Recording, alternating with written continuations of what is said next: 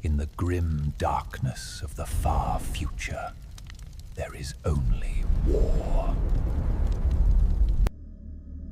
Across 1,000,000 worlds, humanity clings to existence through faith, fury, and the barrels of countless guns.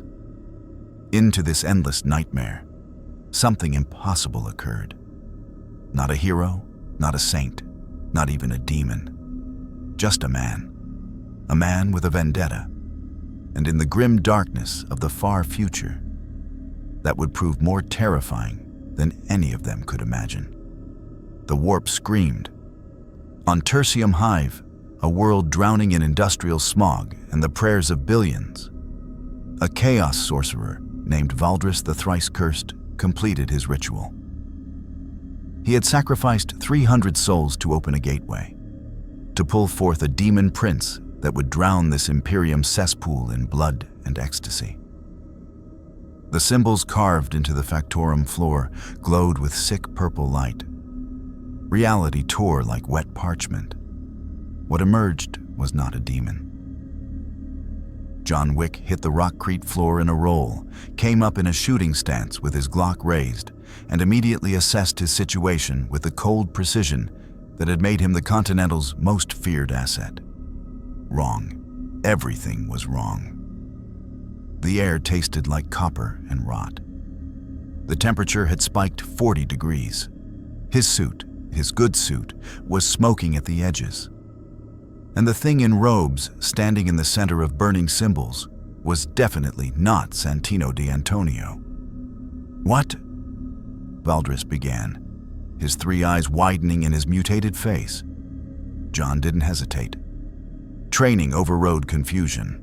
Threat assessment, hostile cult activity, unknown number of combatants, compromised position. Response: neutralize immediate threat, secure perimeter, extract. He fired 4 times. Center mass, throat, forehead, forehead again. The sorcerer's head snapped back with each impact, but the body remained standing. The wounds leaked something that wasn't quite blood. Iridescent, wrong, defying physics as it crawled back into the holes. Valdris laughed, the sound layered with voices that shouldn't exist. "Mortal, you dare." John's magazine was already out. A fresh one slapped home. This time he aimed lower, destroying the knee. Valdris dropped, and John closed the distance in 3 strides. Boot to the throat. 3 shots point blank into the skull until something critical ruptured, and the sorcerer finally stopped moving. Silence, except for John's controlled breathing and the distant industrial thrum of the hive. Then the cultists emerged from the shadows, 24 men and women wearing flayed skin and carrying weapons that looked like they were grown rather than forged. Their eyes reflected the purple light with an inner luminescence that made John's tactical brain scream warnings his experience couldn't process. "The ritual brought us a gift," one shrieked, her voice ecstatic. "Fresh meat for the Prince of Pleasure." John's expression didn't change. He'd faced dozens before. Numbers were a problem of geometry and ammunition management. He moved. The first cultist died before his brain registered John's movement, 2 rounds through the eye socket. John used the falling body as a pivot point, spinning behind it as cover while engaging targets 3 and 7. The Glock barked its familiar rhythm, each shot placed with surgical precision. Throat, heart, forehead, throat, heart. But they didn't fall like they should. The cultist he'd shot through the heart kept coming, laughing, swinging a rusted blade, even as blood poured from the wound. John adjusted, headshots only, catastrophic brain damage. He dropped into a slide beneath a wild swing, came up behind his attacker, pressed the Glock against the base of the skull, and fired. That one stayed down. The fight became a brutal calculus. 23 targets, 15 rounds remaining. Every shot had to matter. John flowed through the cultists like water, using their bodies as shields, their weapons as temporary clubs when he got inside their reach. A rusted knife found his ribs, shallow, acceptable. He broke the wielder's elbow, took the knife, buried it in another cultist's eye socket. When the Glock's slide locked back empty, John transitioned seamlessly to a fallen cultist's weapon, some kind of pistol that felt organic in his grip, covered in pustules that wept when he squeezed the trigger. The weapon barked with a sound like screaming, firing rounds that looked like condensed darkness. It would do. 3 cultists left. 2 rushed him together. John shot one's knee, used the falling body to trip the second, and finished both with precise shots to the brainstem. The last cultist, a woman whose flesh seemed to be melting off her bones in slow motion, raised her hands in ecstasy rather than surrender. "We die for the Dark Prince. We die in pleasure. John shot her twice. She died screaming something that might have been gratitude. The silence that followed was absolute, except for the industrial rumble that seemed to come from everywhere and nowhere. John stood among the corpses, suit ruined, bleeding from a dozen shallow cuts, and finally allowed himself to process what had just happened. This wasn't New York. The architecture visible through the shattered windows was wrong. Too massive, too brutal, covered in symbols that hurt to look at. The sky beyond was a sick orange, choked with industrial smoke that made Los Angeles smog look pristine. And the people he'd just killed. They'd taken damage that should have been instantly fatal and kept fighting. John ejected the strange organic pistol's magazine. Except it didn't have a magazine. The weapon seemed to pulse in his hand, alive somehow. He dropped it with distaste and moved to the bodies, searching for anything useful. Conventional weapons, ammunition, identification. What he found was worse than useless.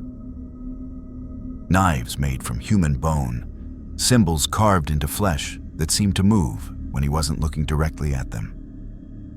And on every corpse, a mark burned into the shoulder. A circular symbol with 8 points radiating outward. John had seen gang markings, cult brands, organizational tattoos across 3 decades of contract work. This was different. This mark carried weight, like it meant something beyond simple affiliation. He heard boots on metal, distant but approaching, heavy, synchronized, military cadence. John moved toward the darkest corner of the factorum, found a service shaft, and disappeared into the shadows of Tertium Hive. Behind him, the corpses of Chaos cultists leaked their strange blood onto the ritual circle. And somewhere in the warp, something vast and terrible took notice of the mortal who had disrupted its summoning. The vendetta had begun, though John didn't know it yet. He only knew what he always knew. Someone had taken him from his world, thrown him into this nightmare, and that meant someone was going to pay. In the 41st Millennium, they would learn what the Continental had known for decades. You don't cross John Wick. The underhive of Tertium was a vertical hell that descended for miles beneath the planet's surface. John moved through it like smoke, staying to the shadows, conserving ammunition, learning. He'd been in bad neighborhoods before. Lagos, Moscow, Marrakesh. Places where law was a suggestion and violence was currency. This was different. This was what those places would become after centuries of neglect, corruption, and complete societal collapse.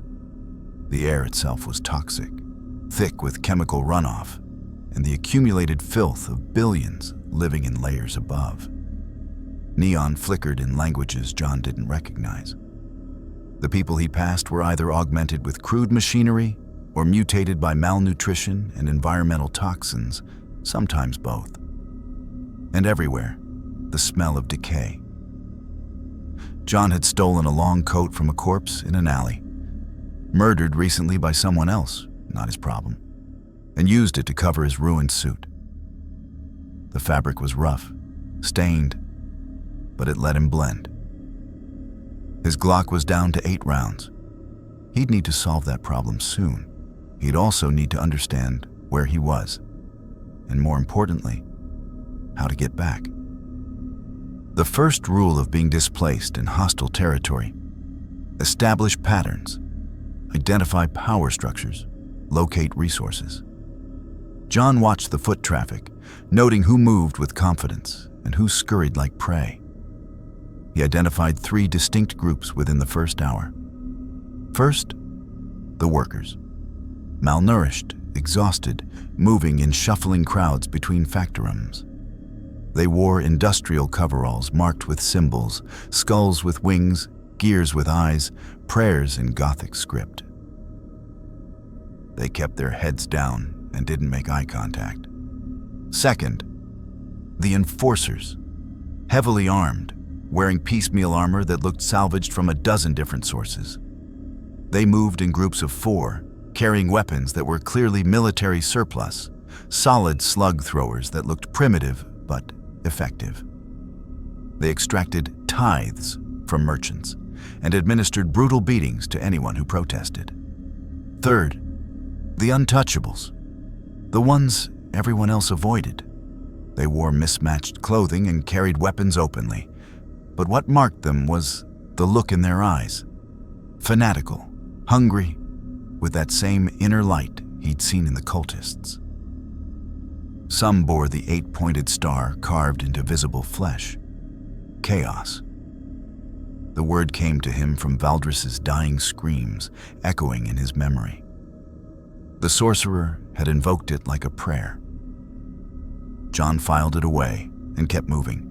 He found what he was looking for in a market square 3 levels down from his entry point.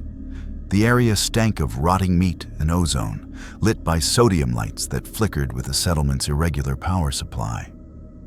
Merchants sold everything from food of questionable origin to mechanical augments installed on site with no anesthetic.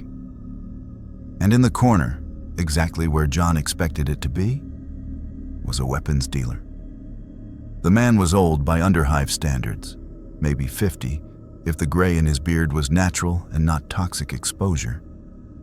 He sat behind a reinforced stall displaying an array of firearms that made John's tactical mind immediately categorize. Bolt-action rifles, auto pistols, shotguns with barrels that looked hand-forged, and something that resembled a crude submachine gun. John approached with his hands visible, the universal language of someone who wanted to talk business, not make trouble.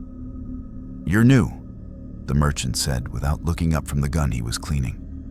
His voice was rough, filtered through a respirator hanging around his neck. "Can tell by the way you walk. Too straight, too clean. Give it a week down here, you'll learn to shuffle like the rest." "I need ammunition," John said. His voice was calm, professional. 9mm if you have it. Also need to know where I am." The merchant finally looked up, and his eyes, augmented with a crude optical implant that whirred and clicked as it focused, swept over John with assessment. 9mm? That's off-world caliber, pre-Unity standard. Where'd you get a weapon like that? It's mine. Can you supply it or not? Maybe. The merchant set down his cleaning rag. Depends on what you're paying with. Throne gelt only, and I'll need to see proof you're not Arbites or enforcers looking to shake down honest merchants. John didn't recognize the currency, which meant he had nothing. But he recognized the type. Practical, paranoid, experienced.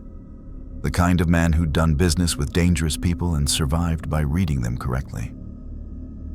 "I don't have local currency," John said. "What else do you accept?" The merchant's augmented eye clicked 3 times, processing. Then he smiled, showing metal teeth. "Information, goods, services. Down here, everything's negotiable if you know what you're offering." He leaned forward. You handled those pleasure cultists in Sector 7 Gamma, didn't you? Word travels fast. Enforcer Patrol found 24 bodies, every one a clean kill. That's the kind of work that gets noticed. John kept his expression neutral. He hadn't expected news to travel that quickly, but information flow in criminal underworlds followed similar patterns regardless of the planet. They were in my way. In your way. The merchant laughed, a harsh, mechanical sound. Son, those were Slaaneshi cultists. The enforcers won't go near them without flamer units and 3 squads for backup. You and my way, 24 of them solo. He tapped the counter with a finger that was more metal than flesh. That makes you valuable and dangerous. So I'll make you a proposition. I'm listening. There's a man named Corval. Runs the Red Habitation 3 levels down. He's been expanding his territory, pushing out the old gangs, setting up a little empire of his own. Problem is, some of his lieutenants have started showing signs of corruption, if you understand my meaning. The 8-pointed star kind of corruption. John understood. Chaos infiltration of a criminal organization. Classic pattern. Subvert from within, spread like a cancer. Corval doesn't know yet, the merchant continued. But I know. And if someone were to remove those particular lieutenants before they finish converting him and his whole operation, well, that would be worth substantial compensation. Ammunition, weapons, information about how to navigate the hive. Maybe even introductions to people who can help a displaced off-worlder find his way. It was a contract. Different universe, same basic structure. John had accepted thousands of them. How many targets? 3 lieutenants. Names and locations I can provide. They meet tomorrow night to conduct their rituals in a converted water treatment facility. You'd be hitting them all at once. Weapons? They'll be armed. Auto pistols, blades, maybe a grenade or 2. But they're gangsters, not soldiers. Nothing you haven't handled before, if the Sector 7 massacre is any indication. John considered it. He needed resources, needed to understand this world's power structure, needed ammunition. And if these targets were connected to the same force that had displaced him, payment up front, John said. Enough ammunition to complete the contract. Information package on local threats and geography. The rest on completion. The merchant's metal teeth gleamed. You negotiate like a professional. I like that. Shows you're serious. He reached under his counter and produced a box, scarred metal, locked with a mechanical clasp. Inside were 50 rounds of ammunition that looked close enough to 9mm to function. This is your advance.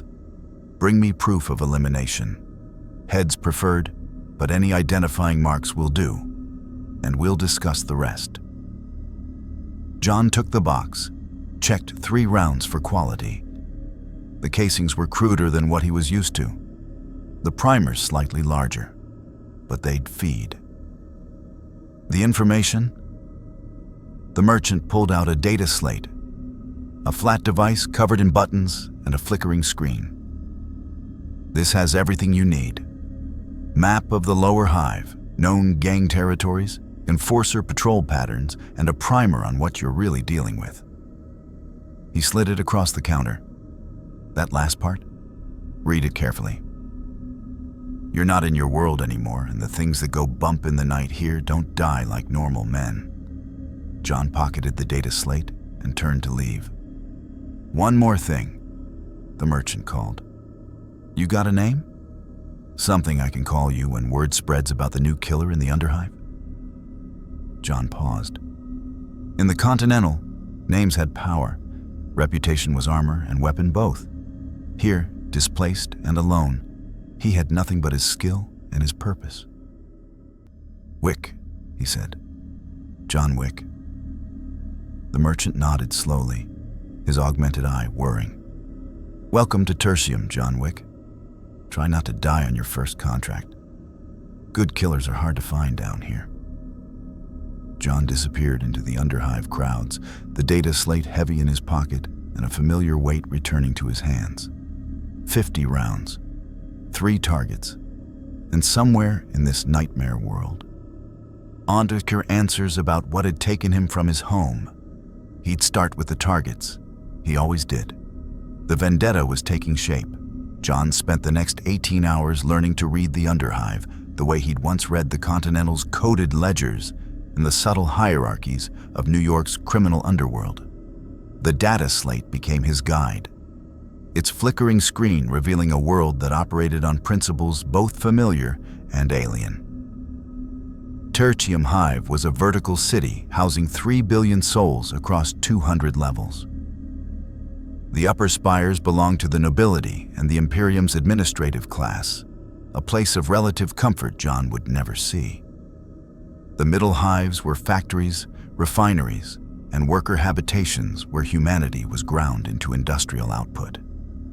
And the underhive, where John now operated, was the foundation, literally and metaphorically, where the discarded, the criminal, and the forgotten built their own brutal society in the dark. The data slate's primer on chaos was clinical, but horrifying. 4 dark gods feeding on human emotion in something called the warp. Slaanesh, the prince of pleasure, fed on excess and sensation. The cultists who'd attacked him had been worshippers, their humanity slowly corrupted by demonic influence. The 8-pointed star was chaos undivided, the mark of those who served all 4 gods or acknowledged their collective power. John filed it away, with the same cold pragmatism he'd applied to learning about the Comora's structure or the Bratva's enforcement methods. Different mythology, same basic pattern. A powerful organization with hierarchies, territories, and methods, which meant it could be fought. He found shelter in an abandoned Prometheum storage facility, the kind of place too contaminated for even underhive squatters. John had survived worse during his Red Army training in Belarus. He used the time to field strip his Glock, clean it with solvent scavenged from a maintenance locker, and test fire 3 rounds into a makeshift target. The new ammunition performed within acceptable parameters. Slightly less muzzle velocity, but consistent. 47 rounds remaining. He'd need to make them count. The water treatment facility was in Sector 9 Delta, 3 levels down from the market. John approached it 2 hours before the scheduled meeting, moving through the underhive's arterial passages with the patience of a man who'd spent weeks stalking targets across continents. He'd changed his approach since the cultist encounter. Now he understood that speed and surprise mattered more than careful planning, when your enemies might absorb damage that should be fatal. The facility was a massive complex of pipes and filtration tanks, long since fallen into disrepair. Most of the underhive's water came from recycled moisture and chemical filtration now, making this place obsolete. Perfect for clandestine meetings. John established his reconnaissance from a catwalk 40 feet above the main floor, concealed behind a cluster of corroded pipes. The targets arrived separately over the next hour, each with an escort of 2 gang members. John cataloged them through the Glock's sights. Target 1, Craven. Heavyset, augmented left arm ending in a crude power claw. Carried an auto pistol in a shoulder rig. 2 guards with shotguns. The 8-pointed star was branded into his neck, recent, the flesh still inflamed. Target 2, Vess. Female, lean, moved like she had combat training. Twin pistols on her hips, a long knife strapped to her thigh. Her guards carried automatic weapons, stubbers, the data slate had called them. The mark was carved into her left palm, and John could see it pulsing with a faint purple light even from this distance. Target 3. Grendel. Enormous, possibly 7 feet tall, more augmentation than flesh. His right leg was entirely mechanical, and his face was a ruin of scar tissue and metal plating. No visible weapons, but with that size, he didn't need them. 3 guards, the best armed of the group. Military-grade laser guns that hummed with contained energy. The mark covered his entire back, visible through his torn shirt, and seemed to move independently of his breathing. 9 targets total. John had 47 rounds and the element of surprise. He watched them gather around a makeshift altar, a slab of metal covered in symbols that hurt his eyes to focus on. Vess produced a container from her coat, something that leaked iridescent liquid onto the altar's surface. The liquid began to smoke, forming shapes that defied geometry. They were beginning their ritual. John had seen enough. He dropped from the catwalk with his coat billowing, landing in a controlled crouch that absorbed the impact through his legs. The guards noticed immediately, weapons rising, but John was already moving. The first guard, Kraven's left flank, took 2 rounds through the forehead before his shotgun cleared leather.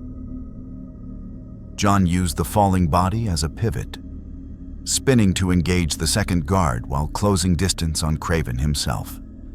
The gang lieutenant's power claw activated with a scream of servos, swinging in a wide arc that would have bisected John if it connected. John dropped beneath it, rolled forward, came up inside Kraven's reach, and pressed the Glock against his throat. 3 shots. 1 wasn't enough for targets that absorbed damage. The augmented arm spasmed and went dead as Kraven collapsed, nerve connections severed. "Contact!" Vess screamed, her voice carrying an unnatural resonance. "Kill him!" Her guards opened fire with the stubbers, fully automatic, chewing through the space John had occupied a second earlier. He'd already moved, using the filtration tanks as cover while engaging targets through the gaps. 2 rounds. 1 guard down, chest shot that found the heart.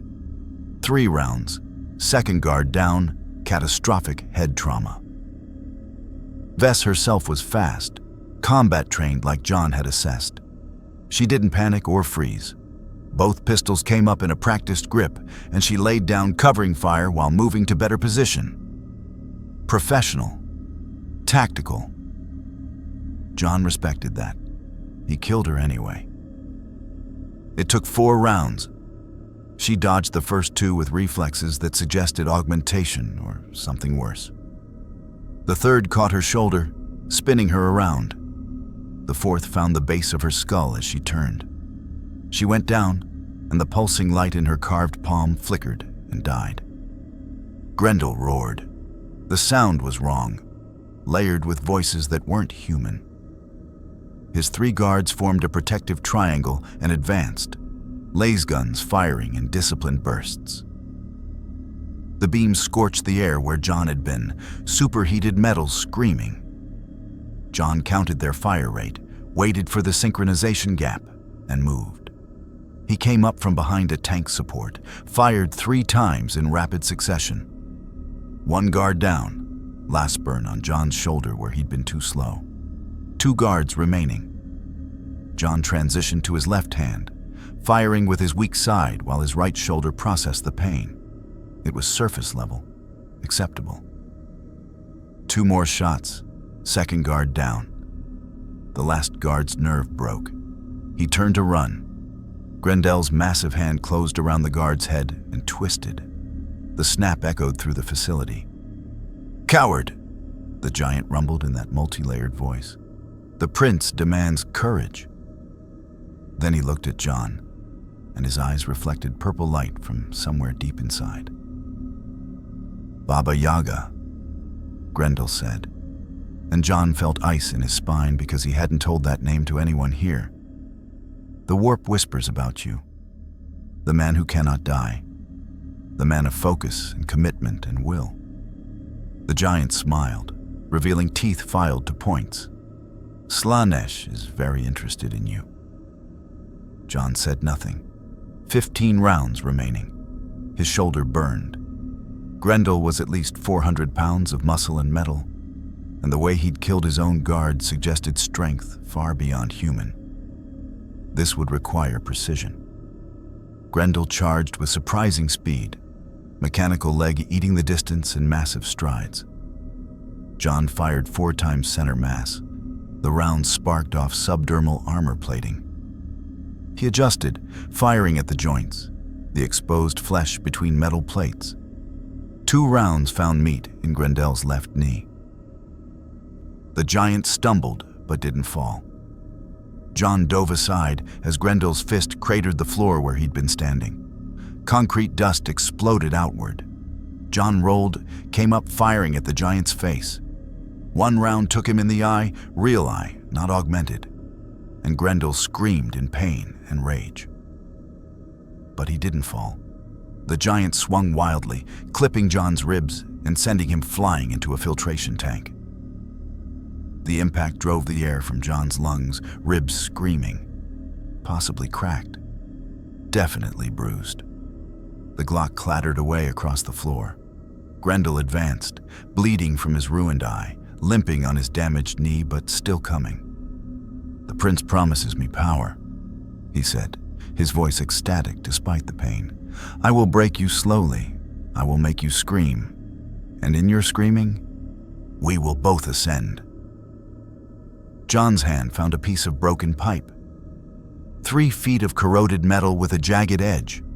He pushed himself upright, feeling his ribs protest, and shifted his weight into a proper stance. The pipe wasn't a gun, but it would do. Grendel laughed. "You think to fight me with that? Mortal fool, I have been blessed by..."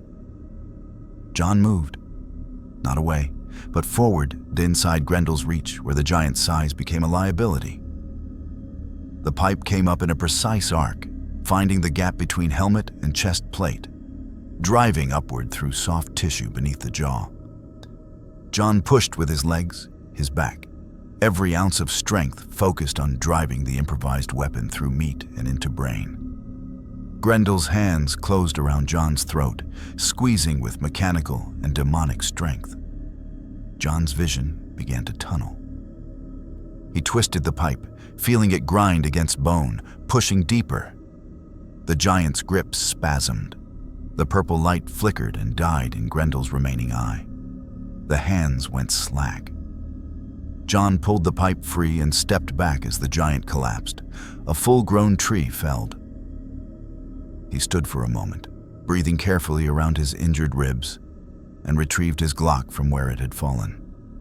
9 rounds remaining, 3 targets eliminated.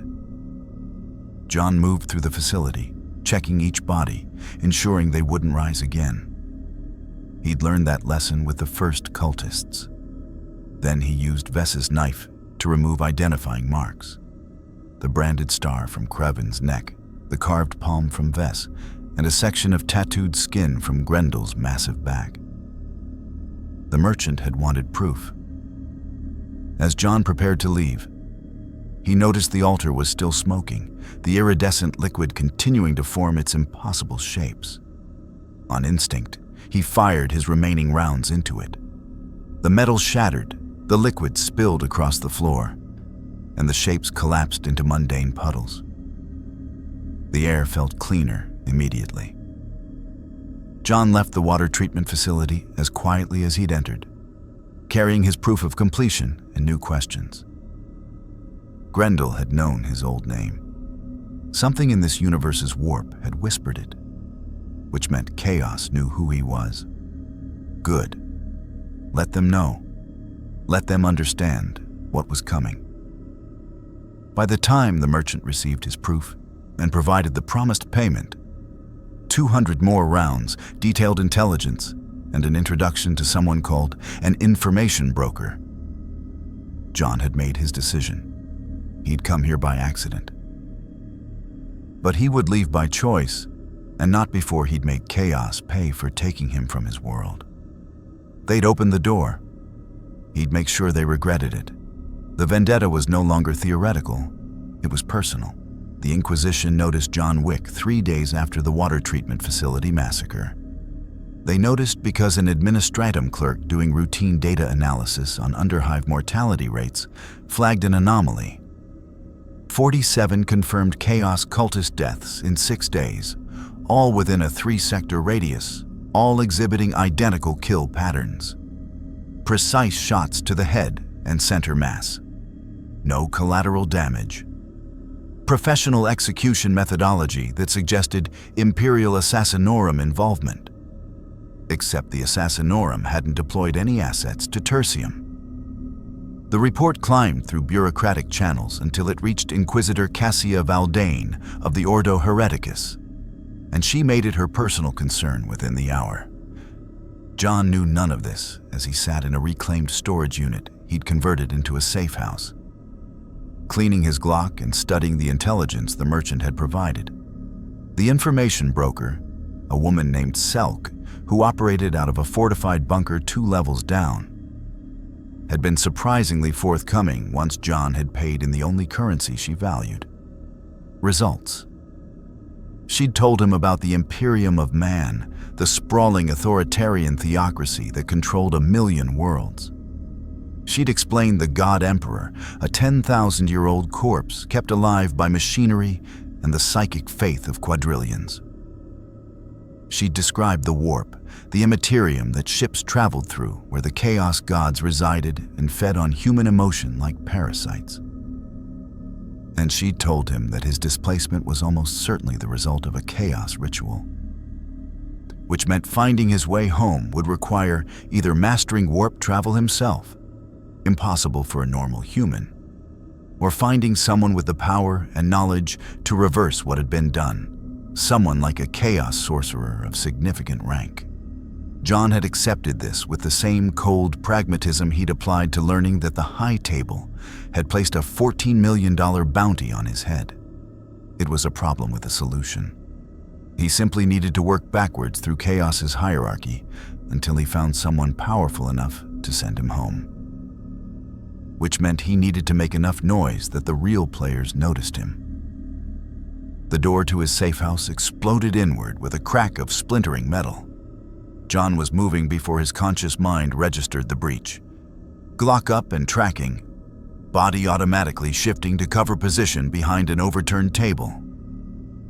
3 figures entered in tactical formation, 2 precise for gang enforcers, 2 disciplined for cultists. They wore armor that was part medieval plate and part advanced composite, black with red trim, marked with symbols that combined religious iconography and military insignia. Their weapons were aimed with professional discipline, but they hadn't fired yet. "John Wick," the lead figure said, her voice amplified through a vox grill in her helmet. "You are under investigation by the Holy Ordos of the Emperor's Inquisition. Lower your weapon and submit to questioning, or be terminated as a potential heretic." John's fingers stayed on the trigger, but he didn't fire. The mention of Emperor suggested this was the Imperium's authority. The precision suggested special forces, and the fact they'd breached his safe house meant they had intelligence capabilities beyond anything the Underhive gangs possessed. "I'm not a heretic," John said calmly. "That determination is not yours to make." The lead figure lowered her weapon slightly, a gesture of negotiation, not submission. "I am Interrogator Maris Kellen, operating under the authority of Inquisitor Cassia Valdane. You have killed 47 confirmed Chaos cultists in under a week using methods that suggest off-world training. You will explain yourself." John assessed his options. 3 targets, body armor that would require headshots, weapons he didn't recognize but which were certainly lethal. He could potentially neutralize them. But the cost would be high, and he'd make enemies of the only organized authority on this planet that seemed to actively fight chaos. Strategic retreat was the smart play. He lowered the Glock slowly, keeping his movements visible and non-threatening. "I'll talk to your Inquisitor, but I'm keeping my weapon." "Unacceptable," Maris said. "Then shoot me." John's voice didn't change. "Because I'm not going anywhere unarmed in a city where things that should be dead keep trying to kill me." A long silence followed. Then a new voice came through their Vox system, feminine and sharp with authority. "Let him keep it, Maris. If he wanted you dead, you'd already be dead." The man took down Grendel the Twice Blessed in close combat. 3 inquisitorial stormtroopers aren't going to intimidate him. Maris stiffened. "Yes, Inquisitor. Bring him to the safe house. I want to meet this Baba Yaga personally." They transported John through the Underhive in an armored vehicle that looked like it had been designed to survive artillery strikes. The interior was Spartan. Metal benches, weapon racks, and a small shrine featuring a skull with wings, surrounded by candles that never flickered despite the vehicle's movement. Maris sat across from him, helmet now removed, revealing a woman in her late 30s with a shaved head and a bionic eye that glowed faint amber. "You're not from Tertium," she said. It wasn't a question. No, not from this system. Possibly not from this sector, given your complete ignorance of basic Imperial protocols. John said nothing. "You speak Low Gothic without an accent, which suggests either a translator implant or miraculous linguistic adaptation. You carry a weapon of pre-Unity design that shouldn't exist outside of museums, and you fight like someone trained by..." She paused, studying him. "I was going to say the Schola Progenium, or Assassinorum, but it's not quite right. You fight like someone who learned violence as trade rather than holy calling." "I was a contractor," John said. "What kind of contractor requires the ability to kill 47 chaos cultists?" "The kind that gets results." Maris almost smiled. "The Inquisitor is going to like you, or kill you, possibly both." The safe house was in the middle hive, a substantial upgrade from the Underhive's toxic squalor. The air was actually breathable without filters, and the architecture suggested this had once been a merchant's residence before the Inquisition appropriated it. Armed guards stood at every entrance, and John counted at least 3 separate kill zones designed into the approach corridors. Professional, paranoid, exactly how he'd design a secure facility. Inquisitor Cassia Valdane waited in what had been a dining hall, now converted into a command center. Maps covered the walls, data slates were scattered across a massive table, and a hololithic projector displayed what looked like organizational charts of Underhive gang structures. She was younger than John expected, maybe 40, with sharp features and eyes that assessed him with the same cold precision he used on targets. She wore robes of black and crimson, and a symbol hung from her neck, a stylized eye with a skull at its center and 3 bars crossing the vertical line. "John Wick," she said, dismissing her guards with a gesture. Only Maris remained. "Please, sit. We have much to discuss." John remained standing. "I prefer not to." Valdane's lips curved slightly. "Maris said you were cautious. Very well. Let's dispense with the pleasantries. You are not from this world, possibly not from this reality. You possess combat skills that rival my best operatives. And in less than a week, you've killed more chaos cultists than my entire Tertium operation has eliminated in the last month." She leaned forward. "The question is, are you an asset or a threat?" "I'm neither," John said. "I'm someone who wants to go home." "Home. And where is home?" "Exactly." John described his Earth. 21st century, no Imperium, no warp, no chaos. A world that sounded so mundane compared to the nightmare of the 41st millennium that Valdane's skepticism was visible. An entire planet with less than 10 billion people and no unified government, she said slowly. No warp travel, no Xenos threats, no demonic incursions. She exchanged a glance with Maris. Either you're describing a paradise that couldn't possibly exist, or I'm not from your reality, John finished. Valdane stood and walked to the hololithic projector, manipulating its controls. An image appeared, the water treatment facility, showing bodies arranged exactly as John had left them. Maris, analysis. 3 targets eliminated with extreme prejudice, Maris said, her voice professional. Craven, Vess, and Grendel were all in the process of converting Korval's entire gang to Slaaneshi worship. Our operation was scheduled to purge them in 2 weeks, after we'd gathered sufficient evidence for orbital bombardment authorization. She looked at John. You did in one night what would have taken us 14 days and resulted in thousands of civilian casualties. You were planning to kill thousands because of 3 cultists? John's voice carried an edge. We were planning to kill thousands because chaos corruption spreads like disease, Valdane said sharply. 1 cultist can convert 10. 10 can convert 100.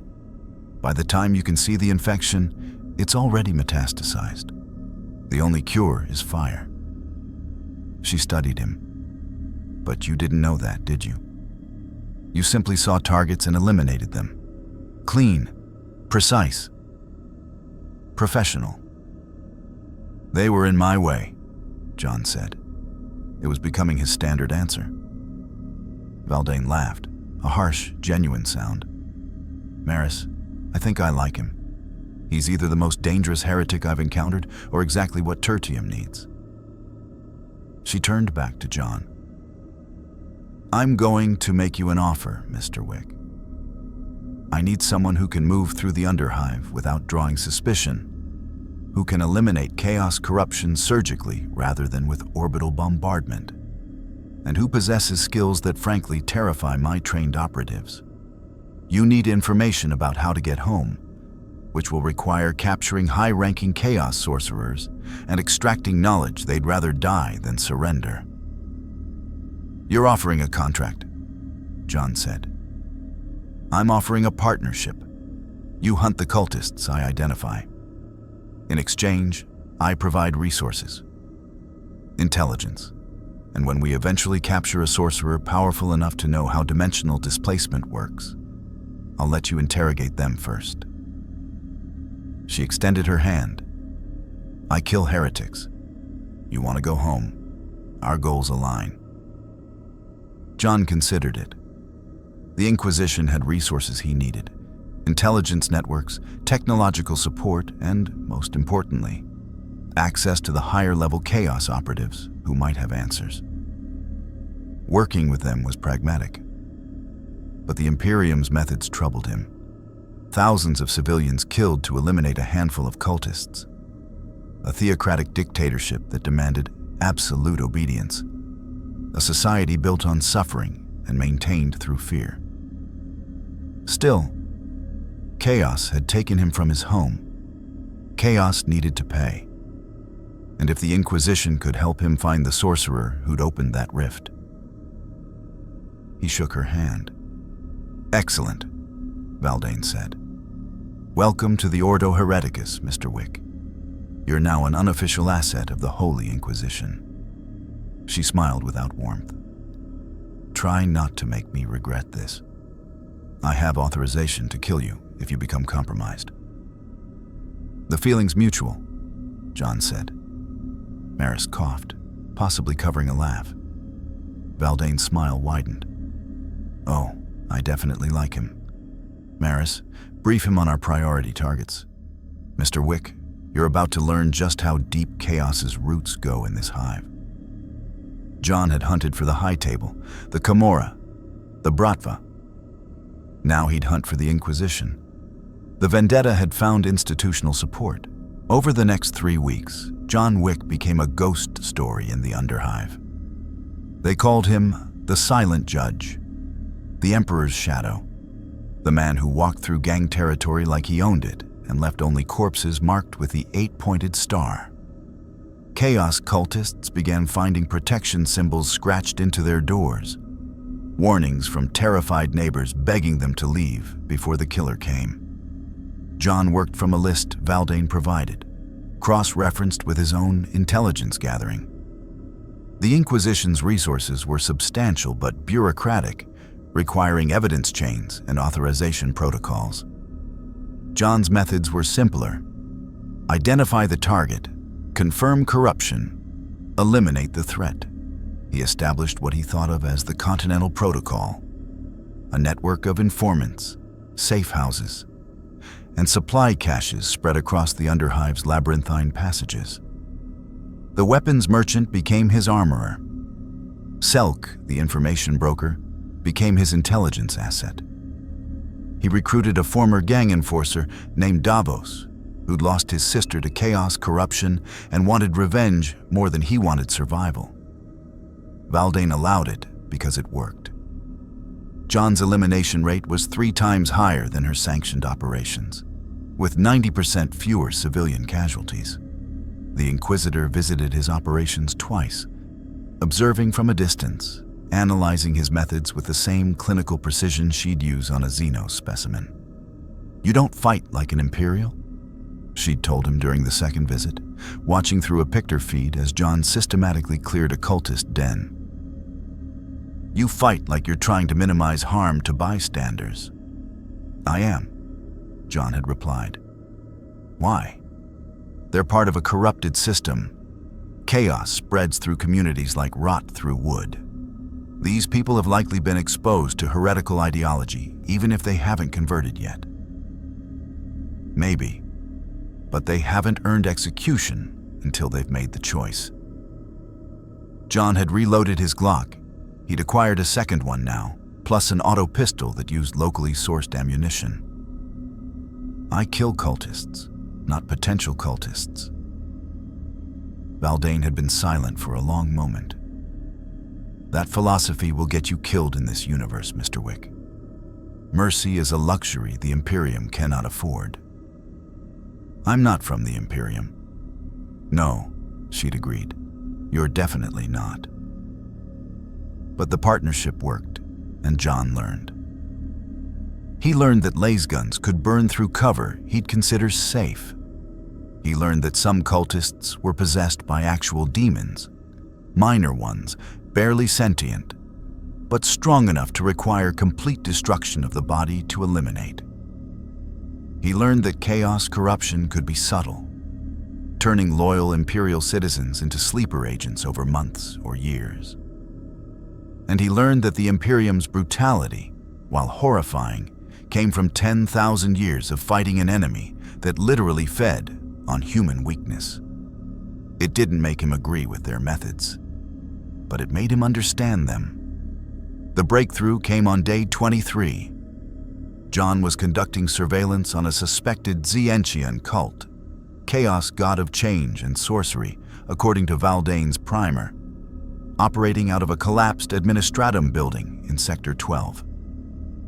The cult was small, maybe 15 members, but Valdane considered them high priority because Tsinch cultists often included functional sorcerers. John watched through a scope-equipped rifle he'd acquired from a dead gang sniper, counting heads, mapping patrol patterns, identifying the leadership hierarchy. Standard reconnaissance. He'd done it 1,000 times. Then the sorcerer arrived. She came through a door that hadn't existed 5 seconds earlier, stepping out of a fold in reality itself. Space twisted around her like heat shimmer, and John's eyes watered trying to focus on her form. She wore robes that changed color with each movement, blue to purple to green to colors that didn't have names. Her face was covered by a mask that showed different expressions each time John blinked. And she carried a staff that hummed with power that made John's teeth ache. The cultists prostrated themselves immediately, chanting in a language that made John's ears ring even at this distance. The sorcerer raised her staff, and shapes began forming in the air. Geometric impossibilities that hurt to perceive.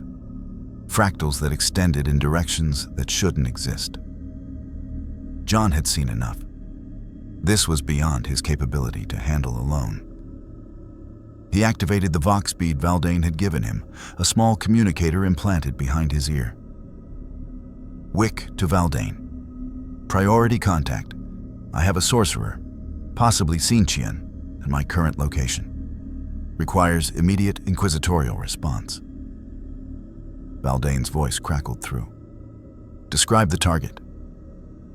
John relayed what he was seeing, maintaining his observation post despite every instinct screaming at him to retreat. The sorcerer was conducting some kind of ritual, her cultists forming a circle around her, their chanting reaching a crescendo. That's Magistra Kareth, Valdane said, and John heard genuine excitement in her voice. She's been on my target list for 2 years. Mid-level practitioner, specializes in dimensional manipulation and precognition. If anyone knows about cross-dimensional displacement, it's her. John's pulse quickened. This was what he'd been hunting for. A sorcerer powerful enough to potentially reverse what had been done to him. I'm deploying a full strike team, Valdane continued, but they're 40 minutes out. Can you maintain surveillance? John was about to confirm when the sorcerer stopped chanting and turned her masked face directly toward his position. 300 yards away, through a wall, with no line of sight. She smiled, or her mask showed a smile, and raised her staff. Contact broken, John said, already moving. She knows I'm here. The wall exploded. John was in motion before the debris stopped falling, his body operating on pure combat instinct. Last fires scorched the air where he'd been perched, the cultists emerging from the building with weapons already tracking. But they were firing at his last known position, not his current location. Amateur mistake. John punished it. 3 shots from his Glock, 3 cultists down, precise headshots, even while moving. He transitioned to the auto pistol as he vaulted over a rusted railing, firing one-handed while his other hand caught his fall. 2 more cultists dropped, center mass shots that found hearts. 10 cultists remaining, plus the sorcerer. The sorcerer gestured with her staff, and the geometry of the alley twisted. John's sense of direction inverted. Up became down, forward became backward. He stumbled, fighting vertigo, and barely dodged a last beam that would have taken his head off. He forced his mind to focus, ignoring his senses, relying on training and muscle memory. If his eyes couldn't be trusted, he'd fight blind. He'd done it before in the catacombs under Rome when the lights had failed, and he'd fought the Camorra Enforcer in absolute darkness. 3 shots based on sound alone. The impact sounds told him one connected. The geometry snapped back to normal as the sorcerer's concentration broke. John saw her clearly now, 30 yards away, her mask showing anger. Interesting. Her voice was layered with harmonics that shouldn't be possible. The warp whispers about you, John Wick, the man who shouldn't exist, the anomaly that refuses to align with fate's design. She laughed. Tzeentch finds you fascinating. John fired 4 times in rapid succession. The round struck an invisible barrier 2 feet from the sorcerer, flattening against nothing like they'd hit armored glass. Your bullets are meaningless, Kareth said. I have seen 11,000 possible futures, and in none of them do you harm me. I have prepared for every... John threw the auto pistol at her face. It wasn't a tactical move. It was pure distraction, born from 3 decades of finding creative ways to kill people who thought they were untouchable. The pistol bounced off her barrier, but her eyes followed it. Human instinct, even in a corrupted sorcerer. And her concentration wavered. The barrier flickered. John closed the distance in 3 strides, faster than her precognition could apparently process, and drove his knife, a combat blade he'd taken from a dead cultist weeks ago, toward her throat. She twisted, the blade scoring her shoulder instead of her neck. But it was enough. She screamed, and the scream contained sounds that made John's nose bleed. The cultists opened fire, last beams and solid rounds filling the air. John used the sorcerer as a shield, feeling impact strike her barrier from behind. Her own protection turned against her.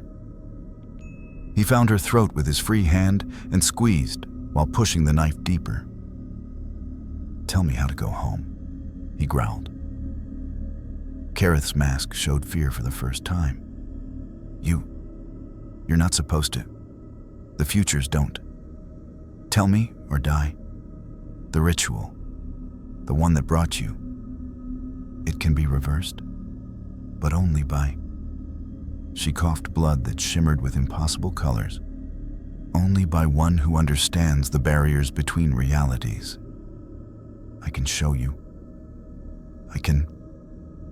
Last fire found John's thigh, burning agony that nearly dropped him. He gritted his teeth and maintained his grip on the sorcerer's throat.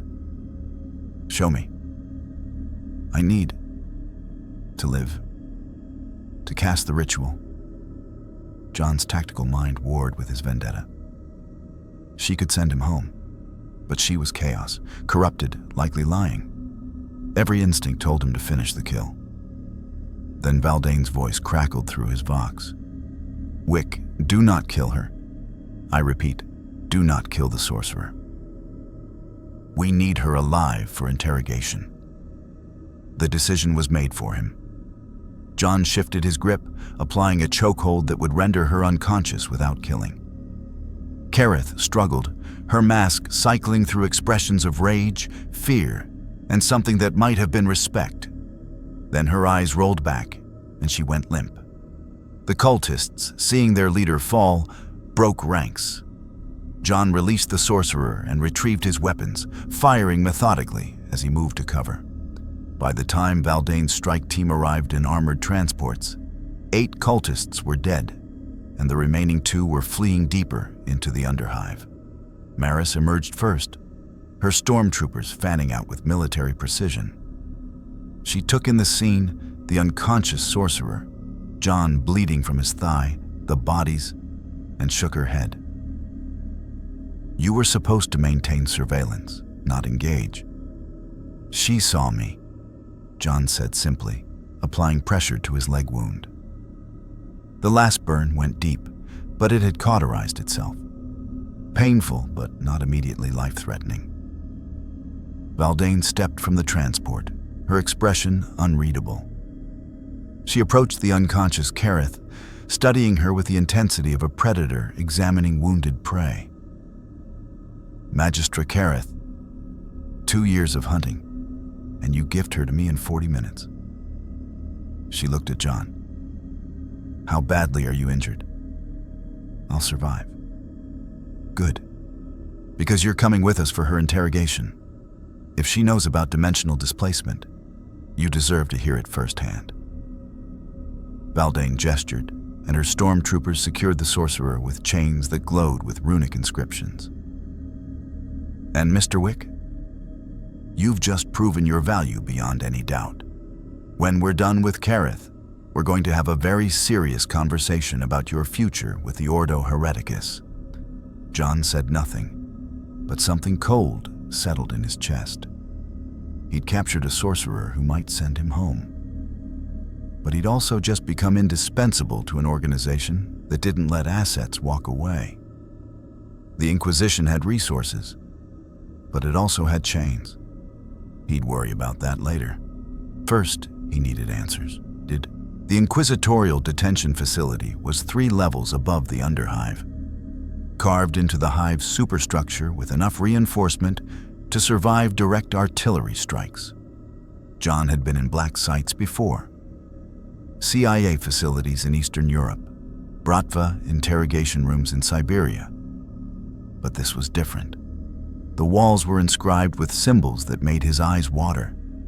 The air itself felt heavy, compressed, like the building was holding its breath. Valdane led him through security checkpoints where guards carried weapons that hummed with barely contained energy. The detention level is warded against psychic influence, she explained. Kareth won't be able to manipulate reality or contact her patron god. For all intents and purposes, she's just a woman with forbidden knowledge. Will she cooperate? John asked. Sorcerers rarely do. They're fanatics in a way that makes Imperial zealots look reasonable. Valdane stopped before a reinforced door. Which is why I'm trying something experimental. Normally, I'd use traditional methods. But Kareth is Zentian. Pain and torture feed their god's nature. Resistance becomes a form of worship for them. She looked at John. You're going to interrogate her. Why me? Because you're an anomaly she can't predict. Her precognition failed completely when you engaged her. Threw the knife, used her as a shield. Tactics that apparently didn't exist in her 11,000 futures. You terrify her in a way I cannot. Valdane's smile was sharp. Fear is an excellent interrogation tool when applied correctly. The cell was a cube of rockcrete and blessed steel, lit by a single flickering lumen that cast harsh shadows.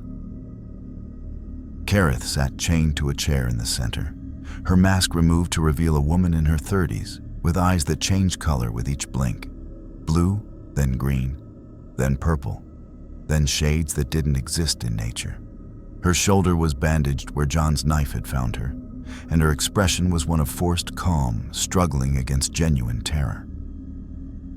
The anomaly, she said as John entered. Her voice still carried harmonics, but they were muted here, almost human. The man who breaks fate. John pulled up a chair and sat across from her, close enough that she could see every detail of his face. Close enough to be intimidating without being overtly threatening. An old interrogation technique, proximity as psychological pressure. You said you could reverse the ritual, John said. The one that brought me here. I want details. Kareth laughed, the sound fractured and strange. Direct? Efficient? Yes, you would be, wouldn't you? No games, no manipulation, just purpose. Her color-shifting eyes focused on him with unnerving intensity. Do you know what you are, John Wick? You're a narrative anchor, a fixed point in probability.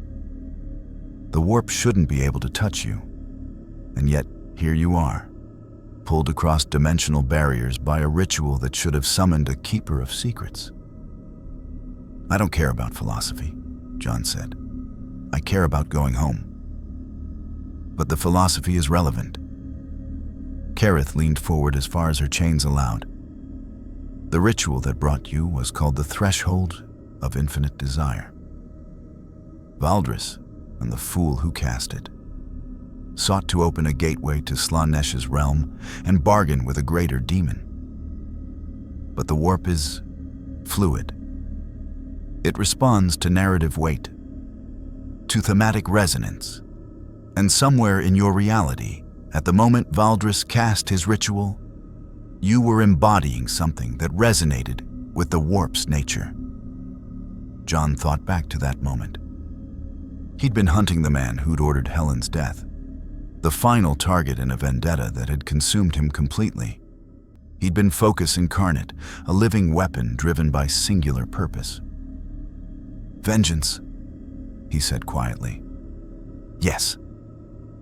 Kareth's eyes blazed with all colors at once. Pure, undiluted vendetta. Not the petty spite that usually attracts the warp's attention, but something absolute, something that transcends normal human limitation. The warp tasted it and pulled you through instead of the demon. Because in that moment, you were more narratively significant than anything Slaanesh could offer. How do I reverse it? You perform the ritual again, but in reverse. Open a gateway at a moment of thematic opposition, when your vendetta is complete, when your purpose is satisfied, when the narrative weight that anchors you here is released. She smiled, showing teeth that were too white, too perfect. Kill the one responsible for your displacement. End your vendetta against chaos. And at that moment of completion, the ritual can send you home. John processed this. Valdris is dead. I killed him the moment I arrived. Valdris was a tool, a minor sorcerer playing with powers he didn't understand. The true architect of your displacement is whoever ordered him to perform that specific ritual at that specific time, in that specific location. Kareth's smile widened. Someone knew what would happen. Someone wanted you here, and that someone is still alive. Who? I don't know. For the first time, Kareth's expression showed genuine frustration. Tzeentch showed me fragments, pieces of a larger design. A Slaaneshi cult operating on tertium with unusual coordination and knowledge. Rituals performed with precision that suggests off-world support, possibly even demonic guidance. Valdris was part of a network, and that network is still active. John stood and moved to the door, his mind already cataloging this information, building the chain of targets he'd need to eliminate. Give me names, locations, everything you know about this network. Why would I do that? Kareth's voice carried genuine curiosity rather than defiance. I'm Chaos.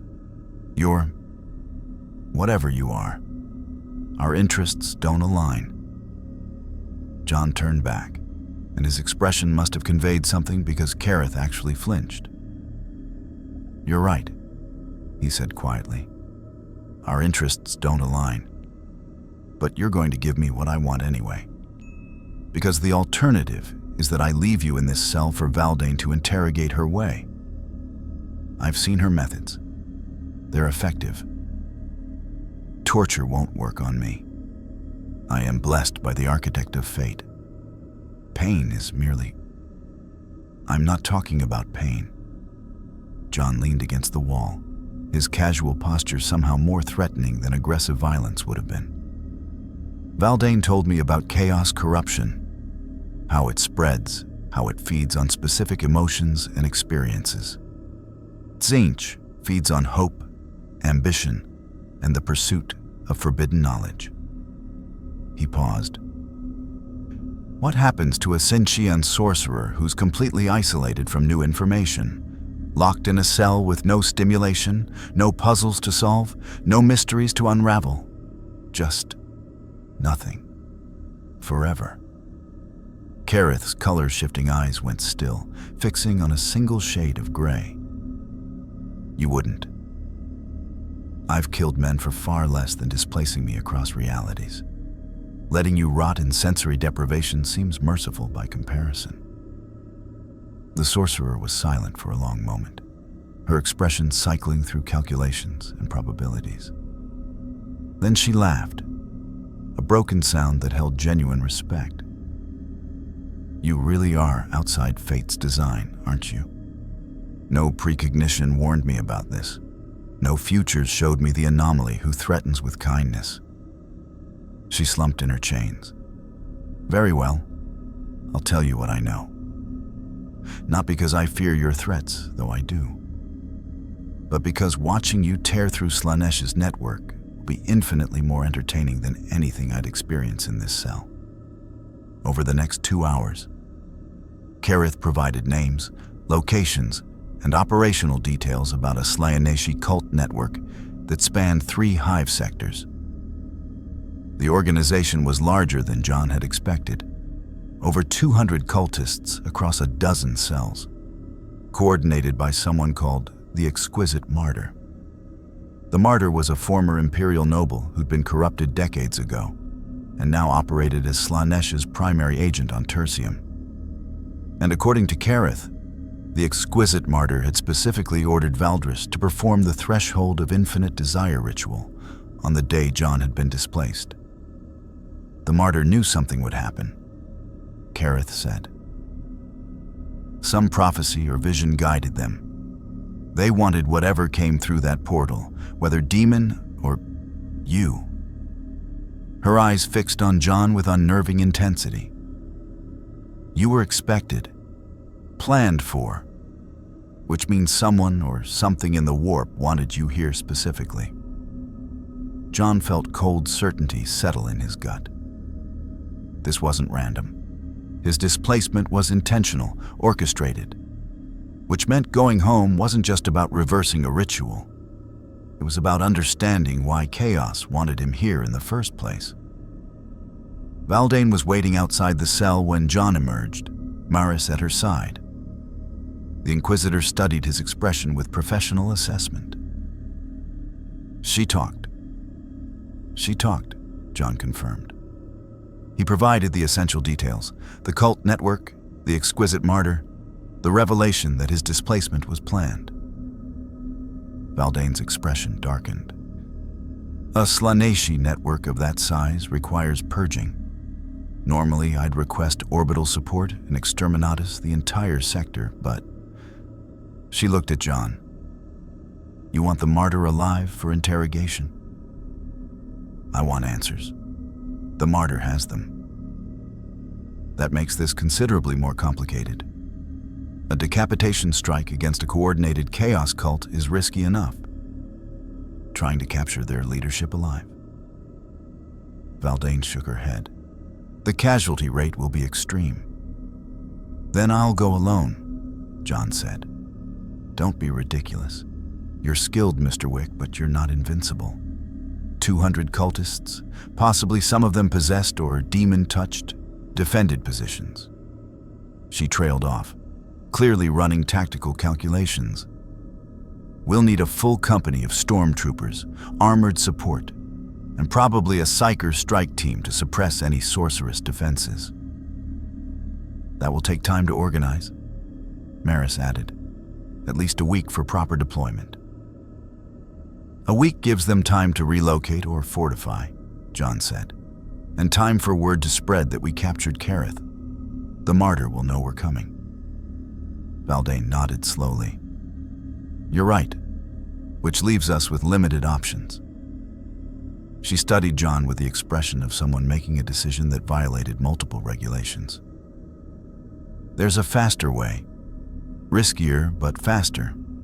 I have resources. Assets that aren't officially sanctioned, but are effective in situations like this. What kind of assets? John asked. Valdane smiled, and it wasn't a pleasant expression. The kind that understand your particular methodology, Mr. Wick. The kind that kill efficiently without asking questions about collateral authorization. She turned to Maris. Contact the Shadow Network. Tell them I'm cashing in favors. We're going to war against the exquisite martyr, and we're doing it now. Maris's expression flickered with something that might have been concern. Inquisitor, the Shadow Network operates outside Imperial law. If the Ordo finds out, they won't. And if they do, I'll handle the consequences. Valdane looked back at John. You wanted a vendetta against Chaos, Mr. Wick. Congratulations. You're about to lead the largest unsanctioned strike in Tertium's history. Try not to get us all killed. John said nothing, but something cold and familiar settled into his chest. This was what he knew. Hunting, killing, following the chain of responsibility until he reached the source. The methodology was the same whether he was working for the Continental or the Inquisition. Find the target. Eliminate the threat. Get answers. And if the exquisite martyr thought ordering his displacement was without consequence, they were about to learn a fundamental truth. Consequences came. They always did. Sometimes they came with a gun and impeccable aim. The Shadow Network was not an organization in any conventional sense. It was a web of favors, debts, and shared interests that spanned the Underhive, connecting rogue traders, former Imperial Guard deserters, minor Xenos mercenaries, and even a few disgraced Mechanicus adepts who preferred practical application to theological debate. They operated in the spaces the Imperium couldn't, or wouldn't, officially touch. Valdane's call brought them to a derelict orbital elevator anchor point, a cavernous space where the air was thick with ozone and rust. They came in ones and twos, materializing from the shadows like ghosts. A woman with a sniper rifle and no visible pupils. A hulking Ogren with a hydraulic fist and surprisingly intelligent eyes. A pair of twins who moved with such perfect synchronization, it was unsettling. A man whose face was a mass of scar tissue, his hands never straying far from the twin plasma pistols at his hips. In total, 17 killers, each radiating a quiet, professional lethality that John recognized instantly. These were his people, not in ideology, but in trade. Valdane stood before them, her inquisitorial robes exchanged for practical combat gear. "The target is the exquisite martyr," she said, her voice cutting through the industrial hum. A Slaanesh cult leader operating from the old Seraphim Spire in the mid-hive. Primary objective is capture. Secondary objective is the elimination of all cultist resistance. Tertiary objective is the recovery of any intelligence regarding cult activities across the sector. The Ordo Hereticus will disavow this operation. There will be no reinforcements, no extraction, and no medals. Payment is in thrones, ammunition, and the continued ignorance of the Adeptus Arbites regarding your various enterprises. A tall, slender man with a voice synthesizer grafted to his throat spoke, his words a mechanical rasp. The Seraphim Spire is a fortress. Automated defenses, augmented cultists, possible demonic manifestations. The casualty projection is significant. John stepped forward. All eyes turned to him. He didn't speak with Valdane's authority or the network's cynical pragmatism. He spoke with the flat, undeniable tone of fact. We're not assaulting a fortress. We're executing a target. The defenses are a problem. Problems have solutions. He moved to a makeshift table, a sheet of plasteel laid over 2 barrels, and began sketching with a piece of chalk. He drew the spire's outline based on the architectural schematics Valdane had provided, then marked points of entry, patrol routes from Kareth's intelligence, and estimated response times. The defenses are designed to repel a frontal assault by Imperial forces, John continued. They expect heavy armor, massed infantry, and overwhelming force. They don't expect precision. We go in quiet. We go in small. We disable their communications and their primary power relay here. He tapped a point near the spire's base. That shuts down the automated turrets and plunges the interior into emergency lumens. Darkness and confusion are our allies. The Ogren grunted. "Big doors. How we get in?" John looked at the twins. "You're climbers. The western face has maintenance rungs. You scale it, access the secondary ventilation system here, and open the service entrance for the rest of the team." He assigned roles with the efficiency of a master craftsman distributing tasks. The sniper would provide overwatch from a neighboring hab block. The scarred man with plasma pistols would lead the breach team. The woman with no pupils would handle close quarters elimination. John himself would lead the point team directly to the martyr's sanctum. Valdane watched, a rare look of admiration breaking through her usual stern demeanor. "You've done this before." "Different city, same principles," John said, not looking up from his sketch. "The cultists are fanatics. They're unpredictable in a fight, but their security protocols are rigid. They rely on fear and supernatural protection. We rely on timing and marksmanship. The plan was set. The shadow network dispersed to make final preparations, melting back into the underhive. They would regroup at the staging point in 4 hours. Maris approached John as he checked the action on his newly acquired shotgun, a reliable pump-action model that used common solid slug ammunition. This is a considerable risk, Wick. For the Inquisitor, for all of us. If this fails, it won't fail, John said. He wasn't boasting. It was a simple statement of probability, based on his assessment of the assets and the objective. You sound very sure. I've done the math. 4 hours later, under the cover of a chemical smog bank that rolled in from the northern refineries, the operation began. The approach to the Seraphim Spire was a study in controlled movement. John led the point team, himself, the woman with no pupils who called herself Nyx, and the scarred man, Kyle, through a maze of service tunnels and abandoned transitways. They moved like shadows, their footsteps silenced by the ambient industrial din. They encountered 2 patrols. John and Nyx handled the first with knives, dropping 3 cultists before they could utter a sound. Kyle took the second with his plasma pistols set to their lowest, most silent frequency. The cultists simply vaporized with a faint hiss and a smell of ozone and cooked meat. They reached the base of the spire.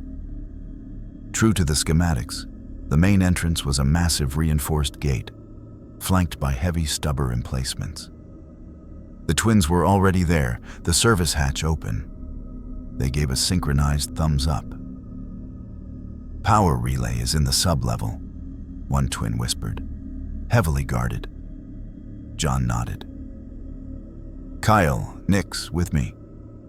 The rest of you, hold this position. Silence all communications until we signal. The interior of the spire was a perversion of imperial architecture. Where there should have been statues of saints and the emperor, there were obscene sculptures of contorted figures in ecstatic agony. The air was thick with the smell of incense, sweat, and something sweetly corrupt. The emergency lumens, activated by the twins' sabotage, cast a sickly red glow, creating a hellscape of dancing shadows. They moved toward the sub-level, encountering resistance almost immediately. 4 cultists, their bodies adorned with piercings and ritual scars, charged with sonic weapons that shrieked through the corridors. John dropped 2 with precise shots from his shotgun, the solid slugs punching through their chests with devastating force. Nyx moved like liquid, her monomolecular blade severing spines and arteries with surgical precision. Kyle's plasma fire turned the 4th into a screaming torch.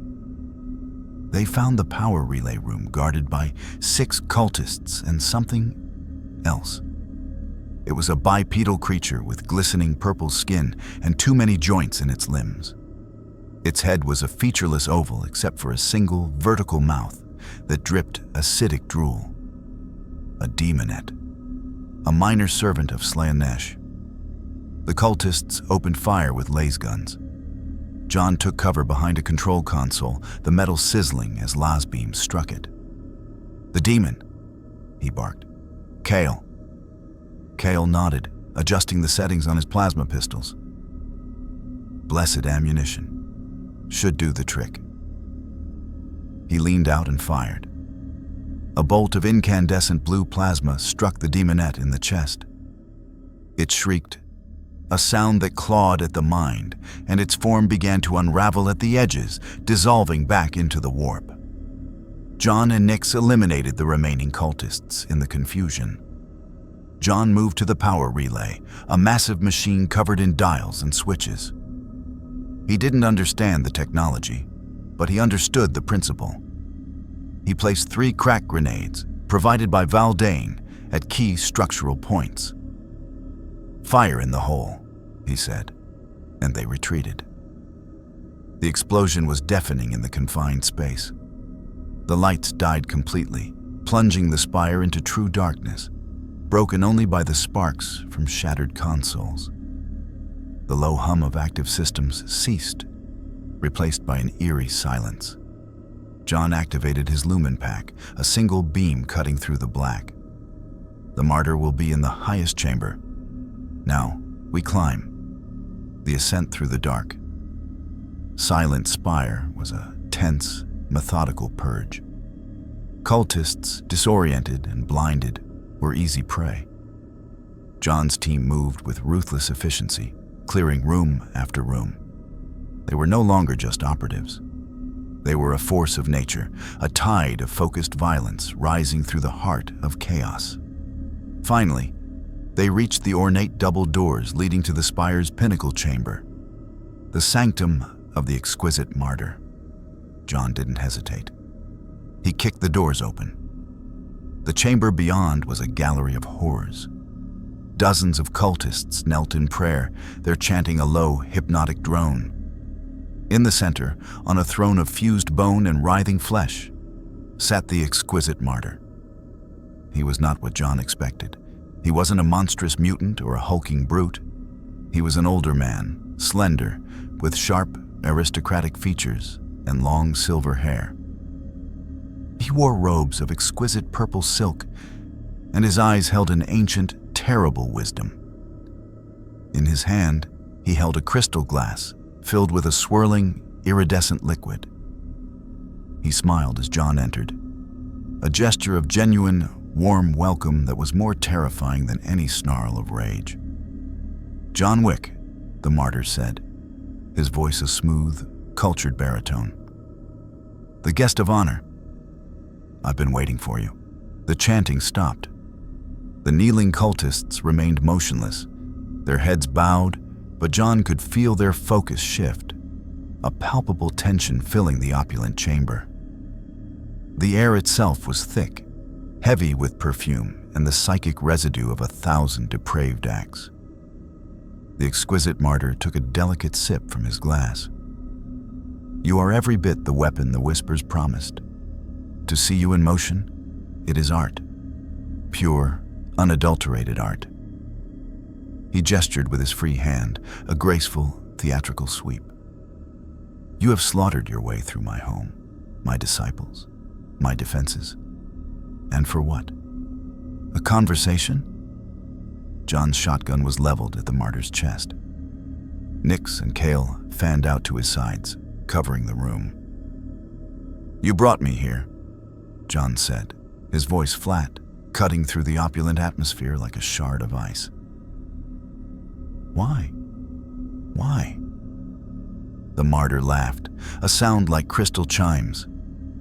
"Why does an artist paint? Why does a composer write a symphony? For the beauty of the act itself, for the creation of something new and magnificent." He rose from his throne, moving with an unnatural, fluid grace. "The warp is a sea of emotion, Mr. Wick. It feeds on passion, on excess. And you are a wellspring of the purest, most focused passion I have ever encountered.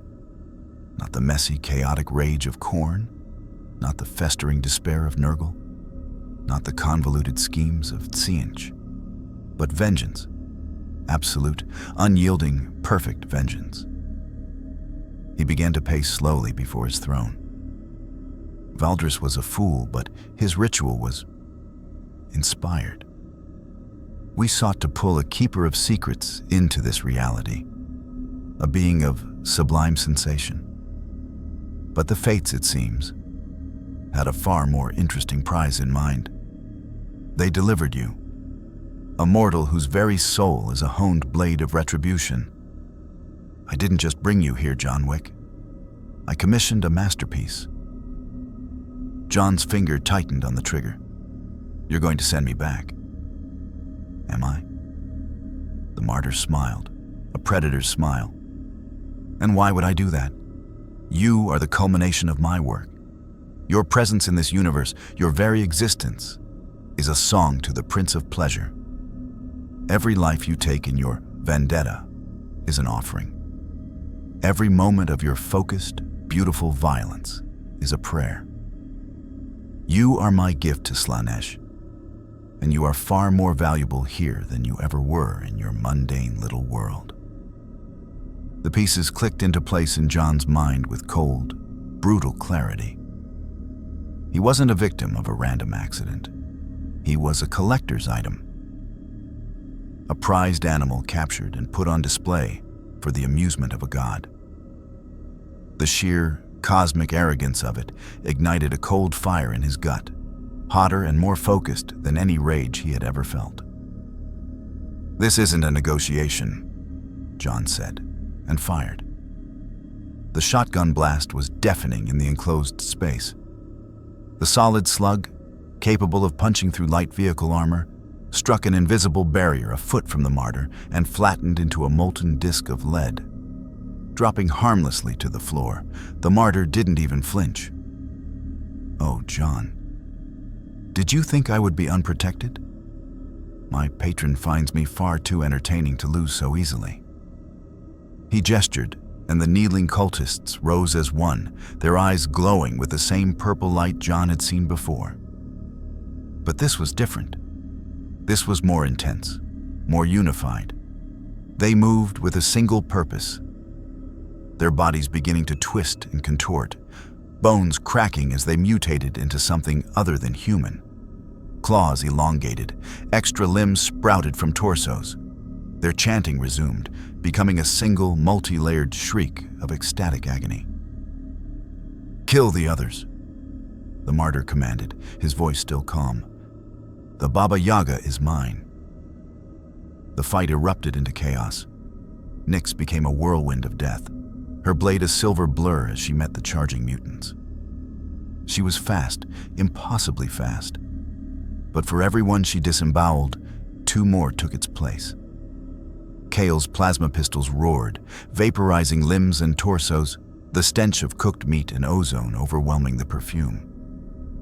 But the mutants kept coming, their wounds sealing shut with horrifying speed, their pain only fueling their frenzy. Jon ignored them. His world had narrowed to a single target. He fired his shotgun again, aiming for the martyr's head. The same barrier flared, dissipating the shot. He dropped the shotgun, drawing his Glock and autopistol, advancing as he fired. Round after round, flattened against the invisible shield. The martyr watched him, a look of profound, almost paternal satisfaction on his face. Such focus, such commitment. It is breathtaking to behold. Jon was 10 feet away now. He holstered the autopistol, reached into his coat, and pulled a crack grenade. He primed it and threw it, not at the martyr, but at the floor directly in front of him. The explosion rocked the chamber. The shockwave threw Jon backward, and the martyr was knocked from his feet, his protective barrier flickering violently. The throne of bone and flesh shattered. For a split second, the shield was down. Jon was moving before the debris settled. He came up firing, his Glock aimed center mass. 2 rounds struck the martyr in the chest, punching through his fine silk robes. The cult leader screamed, not in pain, but in outrage. Iridescent blood, the same as Valdris's, seeped from the wounds. "You dare!" The martyr shrieked, his cultured facade cracking to reveal the monster beneath. He raised a hand, and a wave of psychic force slammed into Jon, hurling him across the room into a pillar. Jon's ribs screamed in protest, and he tasted blood. He saw Kale go down, overwhelmed by a pack of mutants, his plasma pistols firing wildly into the ceiling. Nyx was still fighting, but she was bleeding from a dozen wounds, her movements slowing. The martyr stood, clutching his bleeding chest. The wounds were already closing. "You see? You cannot win. Your mortal weapons are meaningless against the gifts of the Dark Prince." Jon pushed himself to his feet, his mind racing, analyzing. The barrier was psychic. It had failed for a moment under overwhelming concussive force, and when the martyr was physically unbalanced. It required his concentration, He had one shot. He drew his combat knife and charged. The martyr laughed, readying another psychic blast. But John didn't run directly at him. He zigzagged, using the mutated cultists as moving cover, closing the distance in an unpredictable, broken pattern. The martyr tracked him, frustration replacing confidence. John reached the edge of the shattered throne. He kicked a fragment of bone, a human femur, into the air, and as the martyr's eyes instinctively followed it, John threw his knife. It wasn't aimed at the martyr. It was aimed at the crystal glass, still held loosely in his hand. The glass shattered. The iridescent liquid inside splashed across the martyr's face and chest. He screamed, a truly pained sound this time. The liquid wasn't wine. It was a concentrated psychic focus, a conduit for his power. Its disruption was like a short circuit. His protective barrier vanished completely. John didn't break stride. He closed the final feat, his body a weapon. He slammed into the martyr, driving him to the ground. He didn't punch or stab. He used his hands. One found the martyr's throat, squeezing with the force that had choked out Grendel. The other clamped over the martyr's mouth, preventing any incantation. The cult leader's eyes bulged, his aristocratic features turning purple. He clawed at John's arms, but John was immovable. A statue of vengeance made flesh. Around them, the mutated cultists faltered, their connection to their master severed. Nyx took advantage, cutting them down with renewed vigor. "Now," John growled, his face inches from the martyr's. "You're going to talk. You're going to tell me how to perform the ritual, the one that sends me home." The martyr's struggles weakened. He managed a choked, gurgling laugh. "Fool, the ritual requires a focus, a moment of narrative completion. Your vendetta against me is almost done, but it is not the one that matters." John increased the pressure. "The ritual. The components are here, in my chambers." The martyr gasped, his eyes rolling back. "But it will not work for you. Your anchor is not me." John released the pressure just enough for the man to speak. "What anchor?" "The one who truly wronged you." The martyr's voice was a dying whisper. "The one who killed your Helen." The world stopped. John's grip went slack for a fraction of a second. It was all the opening the dying sorcerer needed. With his last breath, he spat a word that was not a word, a syllable of pure psychic force that struck John like a physical blow, throwing him backward. The exquisite martyr went limp, his body dissolving into shimmering dust that was pulled into the warp. Silence fell, broken only by John's ragged breathing and the moans of the dying. Nyx stood amidst the carnage, her blade dripping. Kyle was stirring, badly wounded, but alive. John lay on the floor, staring at the ornate ceiling. The martyr was dead. A major chaos cult on Tertium was decapitated. It was a victory Valdane would celebrate. But all John could hear were the martyr's final words, echoing in the sudden, hollow silence. "The one who killed your Helen." His vendetta in this universe was a lie, a diversion, a cosmic joke played by a dark god. The true anchor holding him here wasn't his anger at chaos. It was the one original sin that had set him on his path years ago. In another life, in another world. And that was a debt that could never be collected. Not here. Not in the 41st millennium. The silence in the sanctum was profound. The last of the mutated cultists had crumbled into dust, their existence tied to the martyr's fading psychic presence. Nyx leaned against a pillar, methodically cleaning her blade.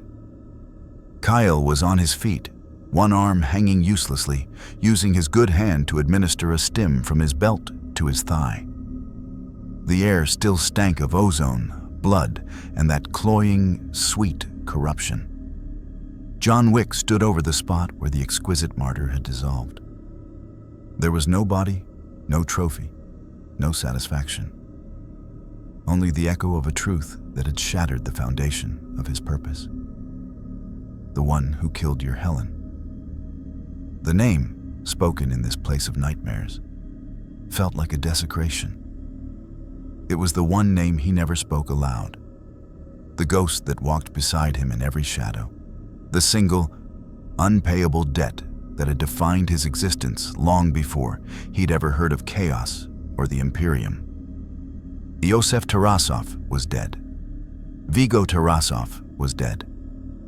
Everyone even tangentially responsible for that original, unforgivable sin had been erased from the world.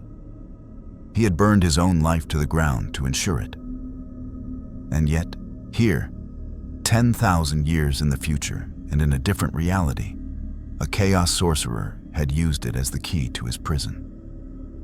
"It's done," Nyx said, her voice a dry rasp. She gestured with her chin toward the empty space. "The target is eliminated. We should secure the intelligence and extract before the enforcers, or, Emperor forbid, the Arbites, decide to investigate that explosion." John didn't move. His mind, usually a calm lake of tactical calculations, was a storm. The martyr's revelation wasn't just a piece of information. It was a fundamental rewriting of his reality. His vendetta against chaos was a feint, a narrative trap set by Slaanesh. His sheer, focused will to make them pay for taking him was the very thing that anchored him here.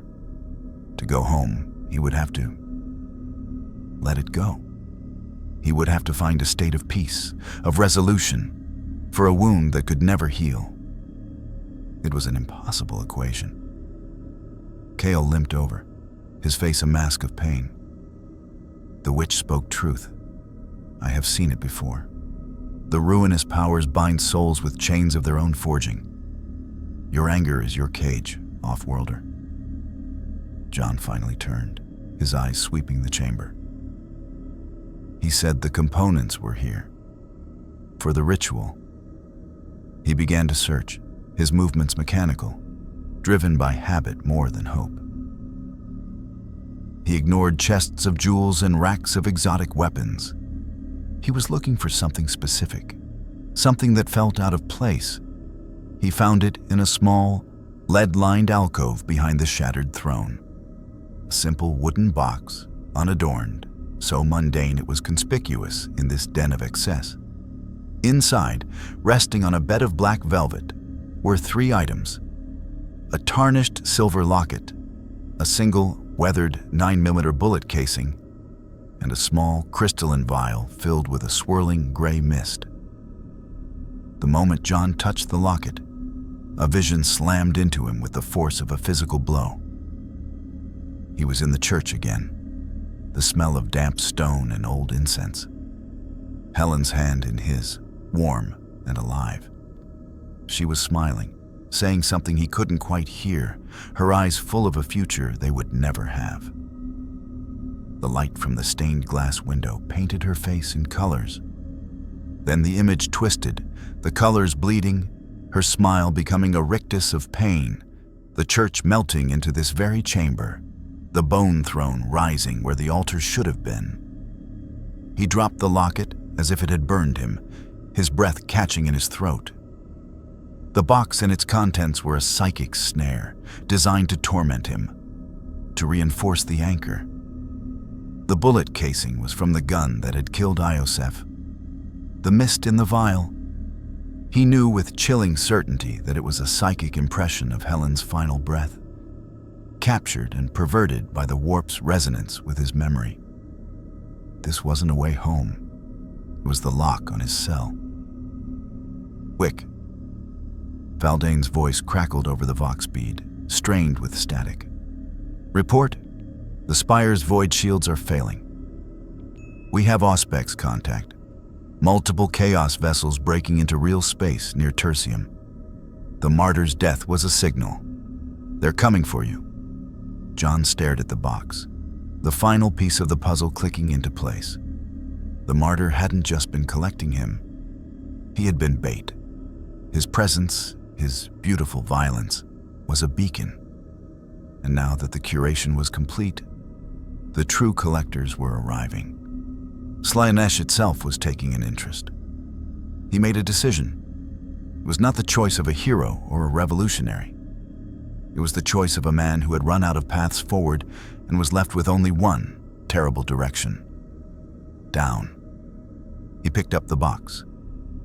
"We have what we came for," John said, his voice devoid of all emotion. Extracting now. The journey back through the spire was a blur. The shadow network melted away into the underhive. Their contracts fulfilled. Nyx gave him a long, unreadable look before disappearing down a side tunnel. Kale simply nodded, a gesture of respect between killers, before heading toward a known underground Medicae. John, Valdane, and Maris regrouped at a pre-arranged safe house, a dusty archive room buried deep in the hive's administrative spine. The air was thick with the smell of rotting parchment and dust. Valdane looked at the box in John's hands. "Is that it? The key to sending you back?" "It's a key," John said, placing it on a table. "But not the one I thought." He explained what the martyr had revealed about the nature of his anchor, about the true target of his vendetta being forever out of reach. Valdane listened, her expression growing grimmer with each word. "Then you are trapped," she concluded, her voice soft for the first time since he'd met her. "The anchor is a memory of a sin that cannot be punished. To release it, you would have to forgive. And a man like you cannot forgive that." John said nothing. He opened the box and took out the vial of gray mist. "Wick, don't," Maris warned, her hand going to her sidearm. "That is a Class X psychic artifact. It could possess you, unravel your mind." "I'm not going to use it," John said. "I'm going to destroy it." He looked at Valdane. "You said the ritual requires a moment of narrative completion, the end of the vendetta." He held up the vial. "This is Slaanesh's idea of that narrative. A perversion of my past used to chain me here. Destroying it won't send me home, but it will send a message." "What message?" Valdane asked, though her eyes showed she already knew. "That I'm not playing their game." John's voice was quiet, but absolute. "They think they can use my past against me. They think my pain is a tool for their amusement." He crushed the vial in his fist. The crystal shattered. The gray mist did not dissipate. It coalesced, swirling around his hand, and a wave of psychic feedback threw Valdane and Maris back against the shelves.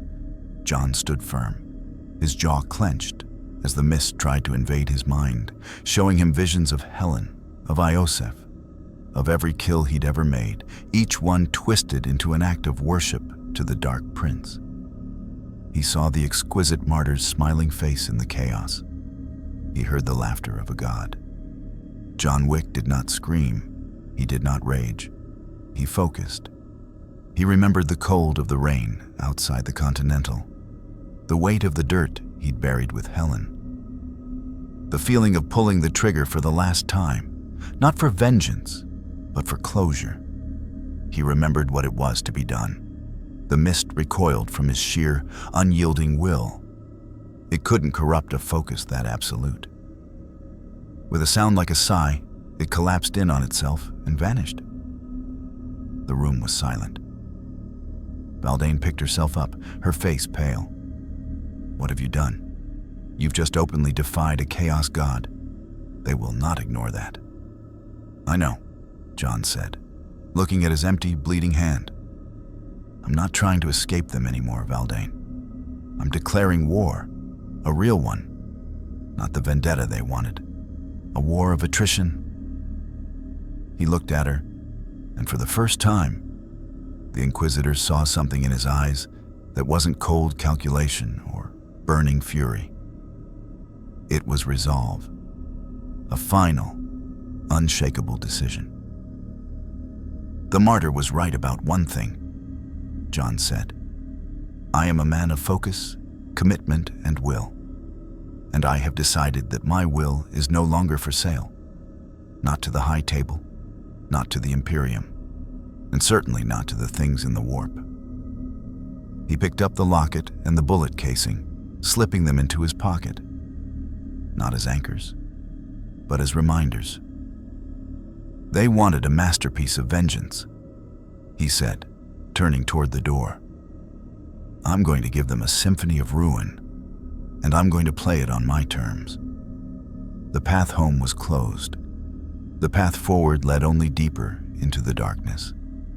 John Wick stepped out of the archive and into the endless night of the 41st Millennium, a solitary figure with a new, impossible purpose. He would not be their weapon. He would be their problem. The sky above Tertium Hive tore open.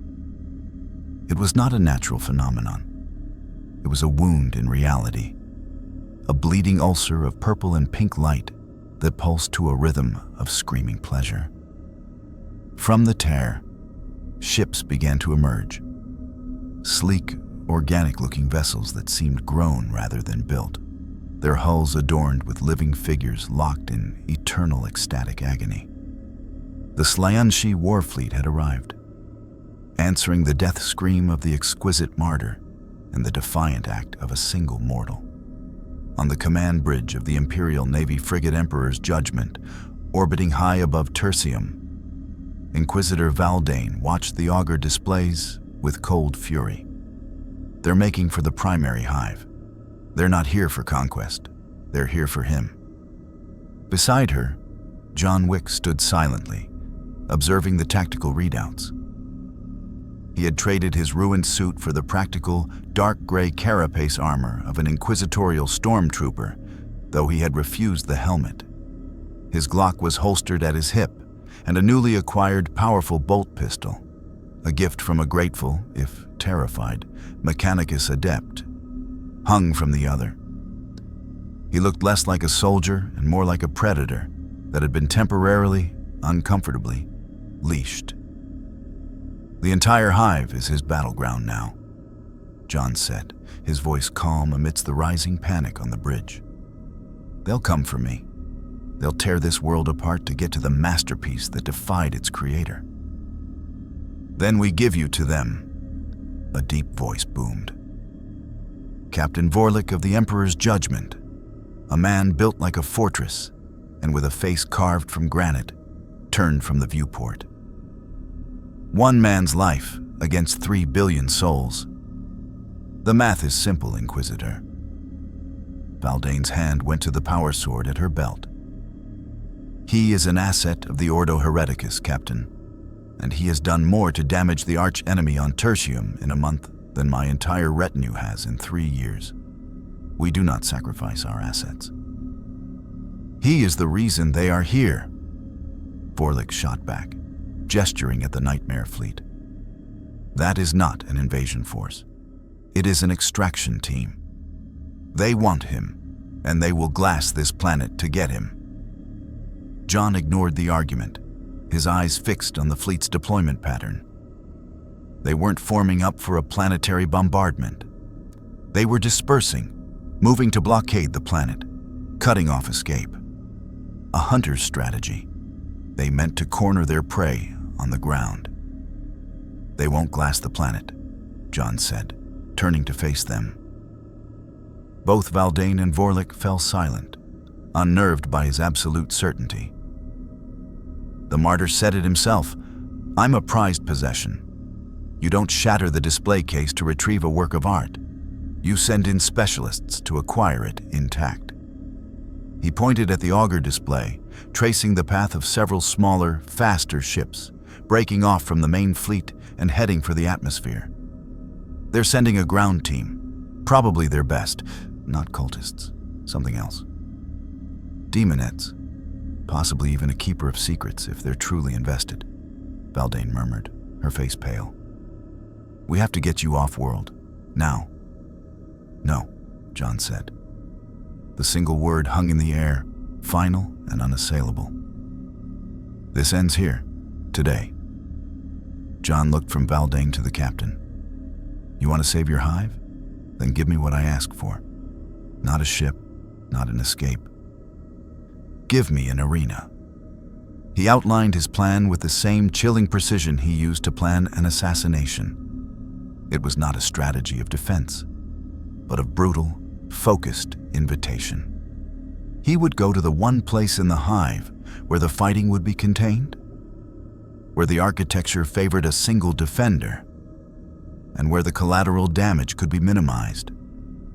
The abandoned Seraphim Spire, its upper levels still smoldering from their previous assault. He would be the bait. The spire would be the trap. It's suicide, Vorlich stated, though a flicker of respect had entered his eyes. It's a contract, John corrected him, and I always complete a contract. The operation moved with the grim efficiency of a state funeral.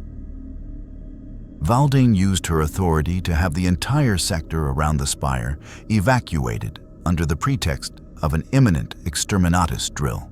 Imperial Navy gunships provided a no-fly zone. On the ground, Valdane stormtroopers, along with the remnants of the Shadow Network, set up a perimeter. They were not there to fight the demons. They were there to ensure John Wick was not interrupted. John stood alone in the martyr's sanctum. The bodies were gone, but the scars of battle remained. He had spent the last hour preparing the room, not with fortifications, but with contingencies. Wires were rigged to support pillars. Canisters of promethium from emergency generators were strategically placed. He had turned the Cathedral of Excess into a killing house. He took the silver locket from his pocket and opened it.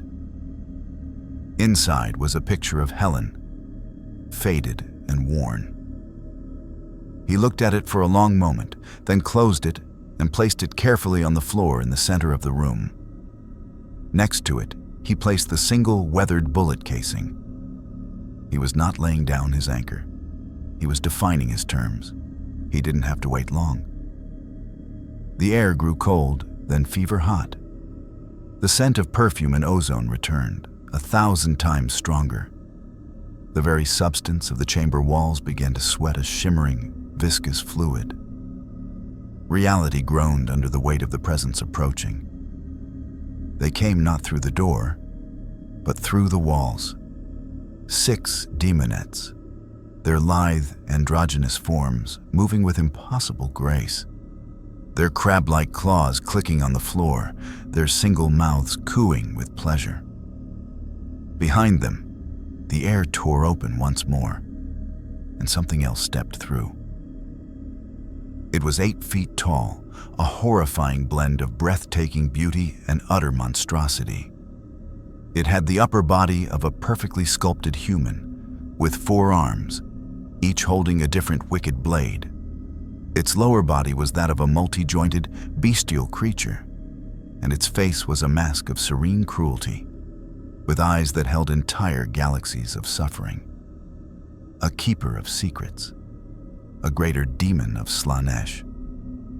The little mortal who makes such beautiful noises, it spoke, its voice a symphony that promised every pleasure and delivered only pain. You broke your toy.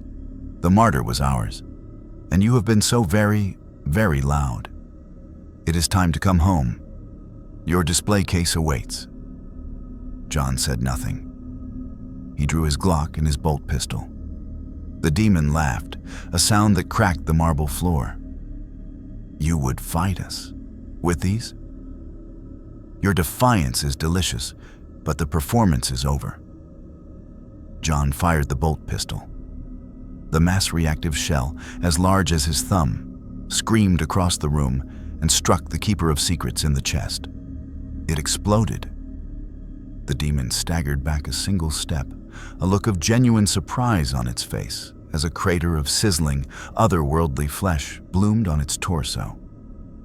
The wound began to heal immediately, but slower than the cultists had. It could be hurt. The demonette shrieked and charged. John moved. He was a ghost in the chaos, his movements a brutal economy of motion. He didn't try to kill the demonettes with his guns. He knew it would be futile. He used the Glock to shatter the promethium canisters he'd placed, dousing the room in flammable liquid. He used the bolt pistol to sever the wires he'd rigged, bringing a section of the ceiling down on 2 of the creatures, crushing them beneath tons of rockcrete. He fought not to win, but to prove a point. The Keeper of Secrets watched, its initial amusement turning to fascination, then to something akin to rage, as John, a mere mortal, used the environment, his wits, and his sheer, indomitable will to hold off its elite hunters. One demonette got inside his guard, its claw raking across his armored chest. He didn't flinch.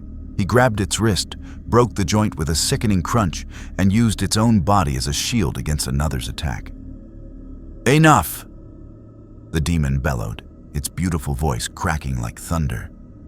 It moved, crossing the chamber in the blink of an eye. It backhanded John with one of its 4 arms, sending him flying through the air to smash against the far wall. John felt ribs crack, his vision swimming. He pushed himself up, spitting blood. The demon loomed over him, all 4 blades raised. "You are a fascinating specimen, but you are broken.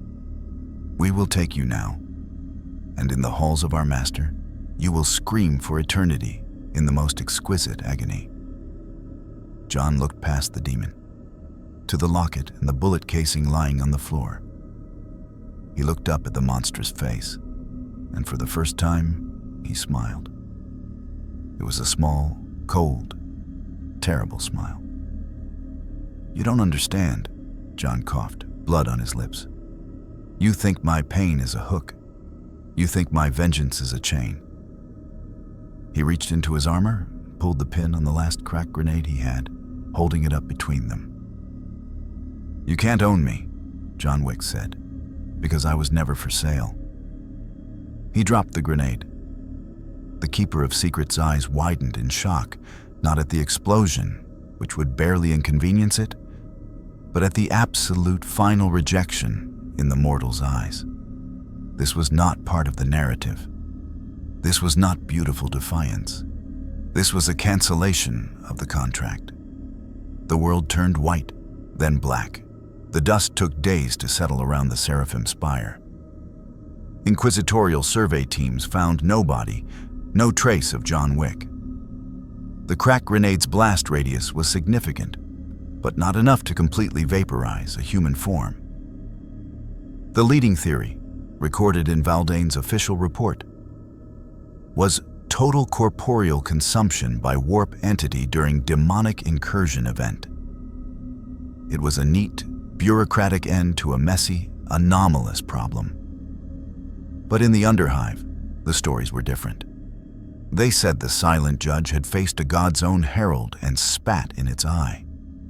They said he'd burned so brightly with the fire of his own will that the demon couldn't contain him, that he had torn a hole back to his own world in the final explosion.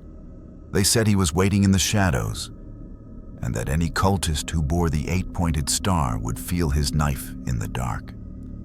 The Slaaneshi fleet, bereft of its prize and having lost a valuable greater demon to a meaningless suicide, withdrew. The cost had outweighed the potential reward. The masterpiece was destroyed. The song of his vengeance had ended on a dissonant chord they could not abide. Inquisitor Valdane knew the truth, or a part of it. She had felt the warp convulse in that moment, not with the triumph of chaos, but with a profound and furious frustration. John Wick had not escaped. He had not been captured. He had simply, definitively, chosen to end the game. In a universe built on predation and corruption, his final act of absolute self-destructive agency was a weapon none of the dark gods had accounted for. He left no legacy of liberation, no new hope for the Imperium. He was not a hero, he was a lesson, a memo from a darker, more focused reality, stating that some men cannot be corrupted because their will is a singularity, a black hole of purpose that consumes even itself before it will be bent to another's design. The story of John Wick in the 41st Millennium is not one of victory, but of negation. In a galaxy where gods feed on emotion, he proved that the most terrifying force is not rage or hope or despair. It is a man who looks upon the infinite and says simply, no. And in the warp, where thought and reality are one, the echo of that refusal still lingers, a small, silent, and perfectly focused scar upon the face of the impossible.